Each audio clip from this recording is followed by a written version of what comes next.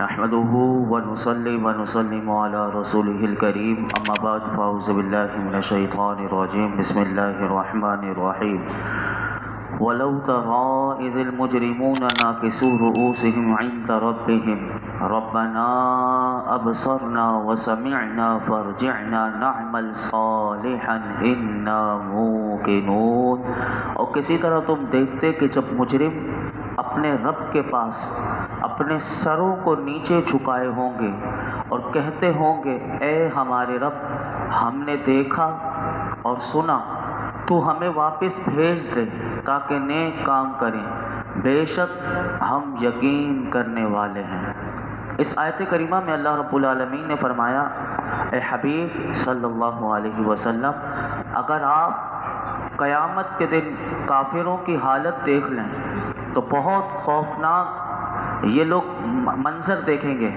اور فرمایا جب کفار و مشرکین اپنے رب کے پاس اپنے افعال اور اپنے کردار سے شرمندہ ہو کر، نادم ہو کر اپنے سروں کو نیچے جھکائے ہوئے ہوں گے، اور اس وقت وہ عرض کرتے ہوں گے اے ہمارے رب، ہم نے مرنے کے بعد اٹھنے کو اور تیرے وعدہ اور وعید کی سچائی کو جو تو نے قرآن میں بیان کی تھی ہم نے دیکھ لیا، اور جس چیز کے ہم دنیا میں منکر تھے اور تجھ سے تیرے رسولوں کی سچائی کو ہم نے سن لیا، یعنی اللہ سے قیامت کے دن سنیں گے اس کے رسولوں نے سچ کہا، یہ قیامت کے دن یہ کافر کہیں گے اب ہمیں دنیا میں واپس بھیج دیں تاکہ ہم جا کر دنیا میں نیک کام کریں، بے شک اب ہم یقین کرنے والے ہیں اور اب ہم ایمان لے آئے ہیں۔ لیکن اس وقت ان کا ایمان لانا، ان کا یقین کرنا انہیں کچھ بھی کام نہ دے گا۔ دانائے شیراز نے بڑا کیا خوب کہا تھا فارسی میں اس کا ترجمہ آپ کے سامنے عرض کرتا ہوں۔ انہوں نے کہا تھا کہ اب غفلت کے گریبان سے سر کو اٹھاؤ تاکہ کل ندامت اور خجالت کے باعث وہ جھک نہ جائے، اور کہا اب جب کہ تیری آنکھیں سلامت ہیں اور اپنے گناہوں پر آنسو بہا، اور آج جب کہ تیرے منہ میں زبان ہے اللہ کی بارگاہ میں عذر خواہی کر لے۔ فرمایا یاد رکھ کہ جس دن جسم میں جان ہمیشہ نہیں رہے گی اور نہ منہ میں زبان ہمیشہ رہے گی، یہ کافر کل قیامت کے دن کہیں گے۔ لیکن ایک اور مقام پر قرآن بتاتا ہے کہ یہ کافر جو قیامت کے دن بھی کہیں گے کہ اب ہمیں یقین آ گیا، اب ہم ایمان لے کر آ گئے، اب ہمیں دنیا میں بھیج دے تاکہ ہم جا کر دنیا میں نیک عمل کریں، یہ بھی ان کا سب سے بڑا جھوٹ ہوگا۔ اللہ اکبر۔ قیامت کے دن بھی اللہ کی بارگاہ میں جھوٹ بولیں گے، اور سورہ انعام میں اللہ تعالیٰ 27 اور 28 میں بتاتا ہے کہ فرمایا کہ یہ جو دنیا میں لوٹانے کی باتیں کر رہے ہیں، یہ دنیا میں اگر انہیں میں بھیج بھی دوں پھر بھی وہی کام کریں گے جیسے میری اب نافرمانی کرتے ہیں، اور کر کے یہ محشر کے میدان میں آئے ہیں، اگر میں انہیں دنیا میں بھیج دوں پھر بھی یہ نافرمانی کریں گے۔ قرآن کیا بتاتا ہے سنیے، فرمایا وَلَوْ تَرَىٰ إِذْ وُقِفُوا عَلَى النَّارِ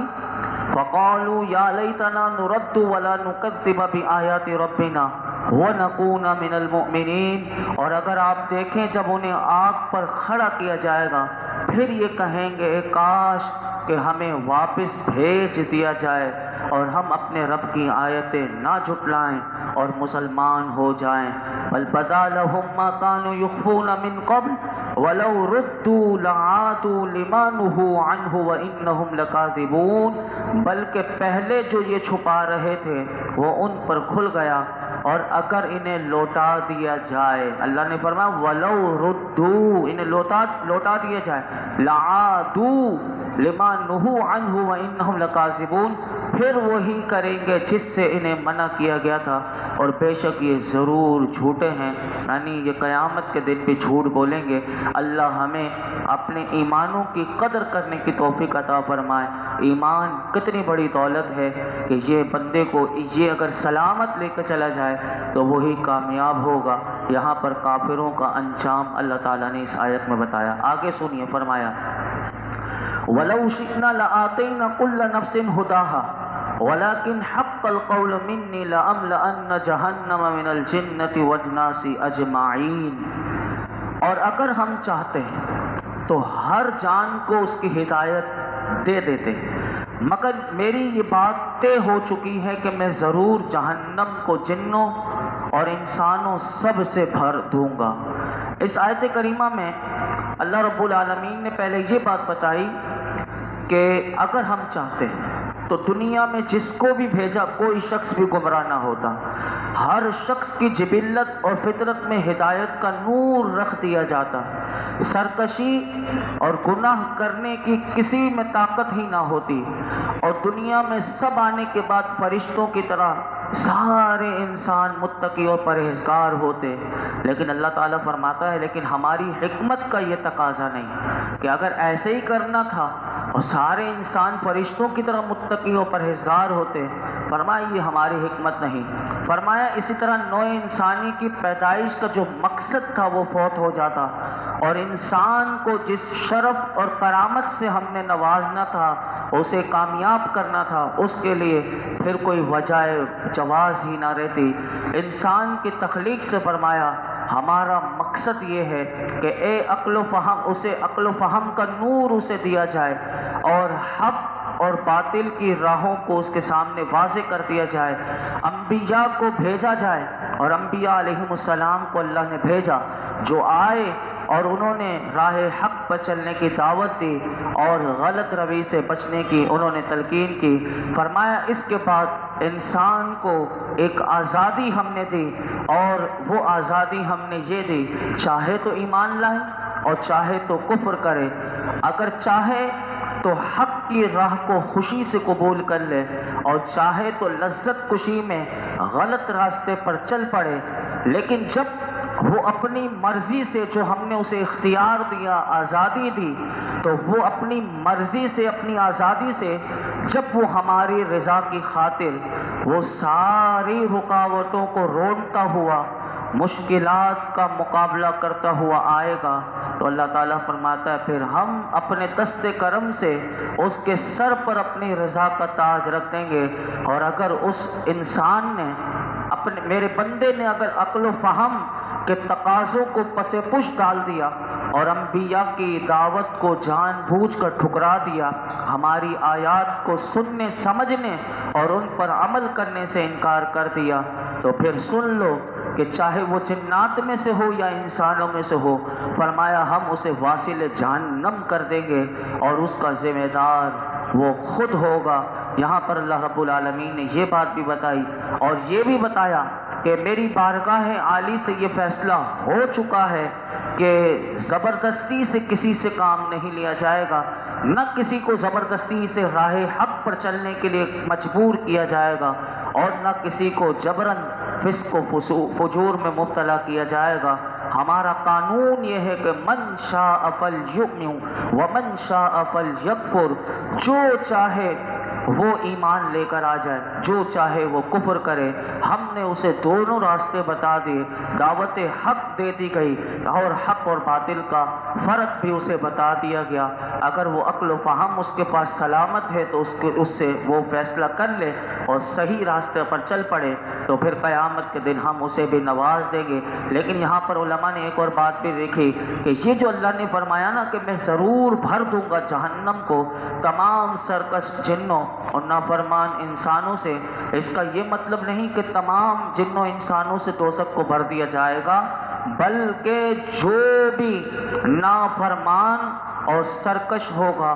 اس سے اللہ رب العالمین جہنم کو بھر دے گا۔ یہی بات یہاں پر ارشاد فرمائی۔ آگے فرمایا فَذُوقُوا بِمَا نَسِيتُمْ لِقَاءَ يَوْمِكُمْ هَٰذَا إِنَّا نَسِينَاكُمْ وَذُوقُوا عَذَابَ الْخُلْدِ بِمَا كُنتُمْ تَعْمَلُونَ۔ فرمایا پس اب چکھو سزا اس جرم کی کہ تم نے بھلا دیا تھا اپنے اس روز کی ملاقات کو، اور ہم نے تم کو نظر انداز کر دیا، اور چکھو ابدی عذاب ان کرتوتوں کے عوض جو تم کیا کرتے تھے۔ اس آیت کریمہ میں اللہ رب العالمین نے فرمایا کہ قیامت کے دن کفار کو یہ کہا جائے گا تم نے اسی روز قیامت کو جب تم نے آج تک بھلائے رکھا تھا، تو اس وجہ سے آج محشر کے میدان میں قیامت کے دن اللہ نے تمہیں نظر انداز کر دیا اور اپنی رحمت سے تمہیں محروم کر دیا۔ اب اس عذاب کا مزہ چکھو کہ جس کے بچنے کی بار بار تمہیں دنیا میں تلقین کی جا رہی تھی، لیکن تم نے اس کی پرواہ نہ کی۔ اب ہمیشہ کے لیے تمہیں جہنم میں رہنا ہوگا اور یہاں سے نکلنے کے سارے راستے بند کر دیے جائیں گے۔ ہم اللہ کی بارگاہ میں دعا کرتے ہیں اللہ ہمیں جہنم سے پناہ عطا فرمائے اور اللہ ہمیں اپنے محبوب کے صدقے میں جنت عطا فرمائے۔ کیا جہنم کہ جس میں اگر کافر کو ڈال دیا جائے گا پھر اس کی کوئی آہ و پکار کو نہیں سنا جائے گا اور سارے راستے بند کر دیے جائیں گے۔ اب جو آیت کریمہ ہے وہ سنیے، فرمایا انما یؤمن بآیاتنا الذین اذا ذکروا بها خروا سجدا وسبحوا بحمد ربهم وهم لا یستکبرون۔ صرف وہی لوگ ہماری آیتوں پر ایمان لاتے ہیں جنہیں ہماری آیتوں سے نصیحت کی جاتی ہے تو گر پڑتے ہیں سجدہ کرتے ہوئے اور پاکی بیان کرتے ہیں اپنے رب کی حمد کرتے ہوئے، اور وہ غرور و تکبر نہیں کرتے۔ نبی کریم صلی اللہ علیہ وسلم نے کفار کو سمجھانے میں کوئی کسر نہ چھوڑی، دلائل سے سمجھایا، معجزات دکھا کر سمجھایا، اپنے دل آویز باتوں سے سمجھایا، اپنے دلکش عمل سے انہیں حق کی طرف راغب کیا، لیکن وہ اتنے ہٹ دھرم، اتنے ڈھیٹ انسان تھے کہ انہیں کوئی فرق نہ آیا۔ تو نبی کریم صلی اللہ علیہ وسلم نے جب سارے حق کے راستے انہیں دکھائے لیکن وہ جب ڈھیٹ کے ڈھیٹ بنے رہے تو میرے آقا علیہ السلام کے قلب مبارک کو سخت اذیت پہنچی۔ تو اللہ رب العالمین نے اس آیت کریمہ میں اپنے محبوب کو تسلی دیتے ہوئے فرمایا محبوب آپ پریشان نہ ہو، یہ اس لیے ایمان سے محروم نہیں کہ آپ نے تبلیغ میں کوئی کوتاہی کی ہے، بلکہ محبوب ان کے اندر قبول حق کی اہلیت ہی نہیں ہے۔ اگر سورج کی جو کرنیں ہیں وہ پتھر پر وہ پڑ رہی ہیں لیکن اگر اس کے باوجود بھی پتھر روشن نہیں ہوتا تو فرمایا کہ اس کی اپنی نااہلی ہے۔ سورج کی کرنوں کی تابانی فرمایا تو ہر شک و شبے سے بالاتر ہے۔ ایمان کی دولت تو ان لوگوں کو عطا کی جاتی ہے، فرمایا کہ وہ لوگ کہ جو ہماری آیتوں پر ایمان لاتے ہیں اور جنہیں ہماری آیتوں سے نصیحت کی جاتی ہے تو وہ گر پڑتے ہیں سجدہ کرتے ہوئے اور پاکی بیان کرتے ہیں اپنے رب کی حمد کرتے ہوئے، اور وہ غرور و تکبر نہیں کرتے۔ فرمایا ایسے لوگوں کو ایمان کی دولت سے نوازا جاتا ہے، لیکن یہ بدبخت ایسے ہیں کہ ان کے اندر یہ صفات ہے نہیں، اس لیے یہ ایمان سے محروم ہیں۔ یہ جو آیت کریمہ میں نے پڑھی یہ آیت سجدہ کی سجدے والی آیت ہے اور اس پر سجدہ واجب ہو جاتا ہے۔ دعا کے بعد آپ تمام احباب سجدہ کر لیجئے گا، کیونکہ سجدے کی جب آیات سنی جائے یا پڑھی جائے تو سجدہ واجب ہو جاتا ہے۔ ہم اللہ کی بارگاہ میں دعا کرتے ہیں کہ جو ایمان والوں کی صفات اللہ نے بیان کی، اللہ رب العالمین ہمیں بھی قرآن میں غور و فکر کرنے اور جو اللہ نے ہمیں نصیحتیں کی ہیں اس پر عمل کی توفیق عطا فرمائے اور سجدوں کی لذتیں عطا کر دیں۔ ہم جو سجدہ کریں اللہ اسی سجدے کی برکت سے ہماری بے حساب مغفرت فرما دے۔ الحمدللہ رب العالمین والصلاة والسلام علی سید الانبیاء والمرسلین وعلی آلہ واصحابہ اجمعین۔ اللہ پاک جو کچھ سنایا اس میں کوئی غلطی کوتاہی ہو معاف فرما دے، اپنی بارگاہ میں قبول فرما لے۔ اے اللہ ہمیں ایمان کامل عطا فرما، ہم سب کے دین و ایمان کی حفاظت فرما، اعمال صالحہ کی حفاظت فرما یا رب العالمین۔ موت کے وقت ہمارے ایمان کی حفاظت فرما، خاتمہ بالخیر فرما، موت کے وقت ہم سب کو کلمہ طیبہ پڑھنا نصیب فرما، ہمارے والدین کی، میرے آقا کی تمام امت کی بے حساب مغفرت فرما، دین و دنیا کی خیر عافیتیں، بھلائیاں، سلامتیاں، عزتیں، نعمتیں، راحتیں، سکون عطا فرما، زوال نعمت سے بچا لے، احساس نعمت عطا فرما۔ اپنے محبوب کے مہینے کا صدقہ ہمیں حضور کا سچا غلام بنا دے، حضور کے اس مبارک مہینے کا صدقہ ہم سب کو بار بار حرمین شریفین کی بار ادب حاضری نصیب فرما، جو جا رہے ہیں اللہ ان کے سفروں کو مبارک فرما، ان کے لیے آسانی پیدا کر، اور ان کے صدقے میں ہمارے نصیبوں کو بھی اچھا فرما، ہم سب کو دنیا اور آخرت کی ساری بھلائیاں، نعمتیں، راحت، سکون عطا فرما۔ وصلی اللہ تعالی علی خیر خلقہ محمد وعلی آلہ وصحبہ اجمعین۔